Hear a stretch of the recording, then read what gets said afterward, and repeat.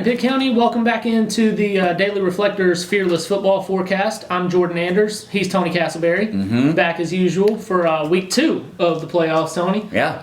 Our Pitt County playoff herd got thinned by 2. It got did. cut in half last week. It did. That's what happens. D.H. Conley went on the road and was defeated by Cardinal Gibbons. Farmville Central fell at East Bladen in the 2A playoffs. So we're down to just 2 teams left in the postseason from Pitt County. We got 1 in 4A, 1 in 2A. We'll go ahead and jump into those matchups, Tony. 2 home games. Two home games again for the second week in a row. Both the same teams. The first one will be J.H. Rowe's team that I saw on Friday night, handled Person pretty easily, which I think we both kind of expected. You know, this week is a much taller task. They've got a Hoggard team coming in here, a number 6 seed that upset number 3 in Durham Hillside, beat them 38-34 on Friday, and.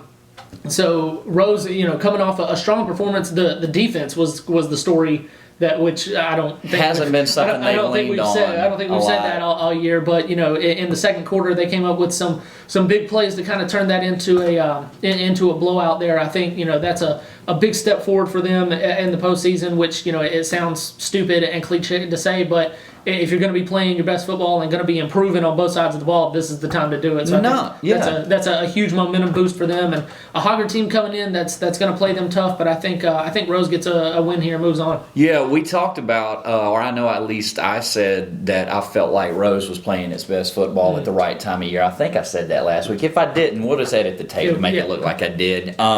So that I can look like I was prophetic in that regard. But no, the defense has been making strides. It seemed like even, late in the regular season and then certainly last week to only give up 6 points in your first round playoff game is something that team can hang its hat on.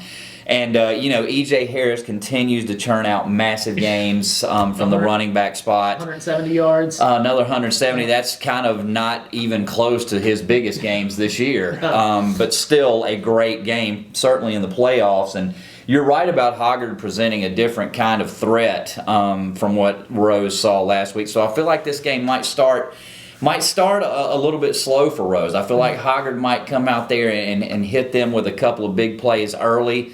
But I feel like over the course of 4 quarters there that Rose should be the better team. I don't think it'll be a blowout like it was last week, but I think Rose will move on. Agreed. And, to the 2A ranks, Aiden Grifton, not as easy of a win, but was able to get it done with what we've seen them do all season and most of Paul Cornwell's career.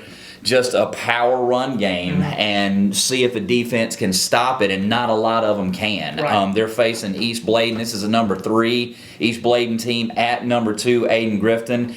I don't know a lot about East Bladen, but I like Aiden Grifton at home. They really have some good mojo going now. Their win streak is up to... It's got to be like, 5 games now? 5 or 6 games? It's 6 games. 6-game win streak for them now. So I really like the momentum that they've got. I like them playing at home. And I think it'll be 2 home wins. And I think we'll be talking about both of these teams playing in the 3rd round next week. Yeah, it's gonna be an interesting matchup. Against an East Bladen team that beat Farmville Central last week. That Farmville Central gave up scored 42 points. Yeah. Which was the most points that East Bladen has given up all year long, and win or lose. So.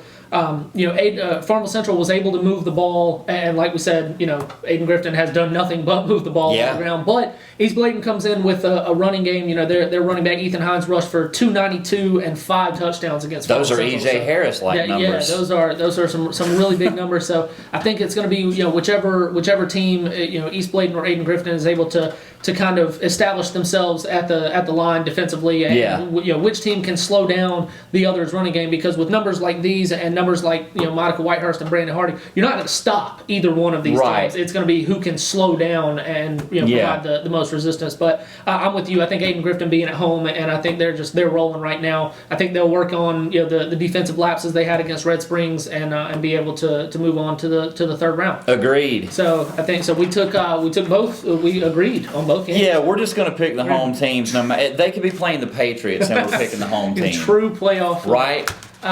So we'll have coverage of Hoggard at Rose and East Bladen at Aiden Grifton in Saturday's Reflector at reflector.com. We'll have so many places. Updates. We'll have stories and recaps on reflector.com. We'll have updates on Twitter. I'm at Reflector Jordan. He's at T Castleberry GDR.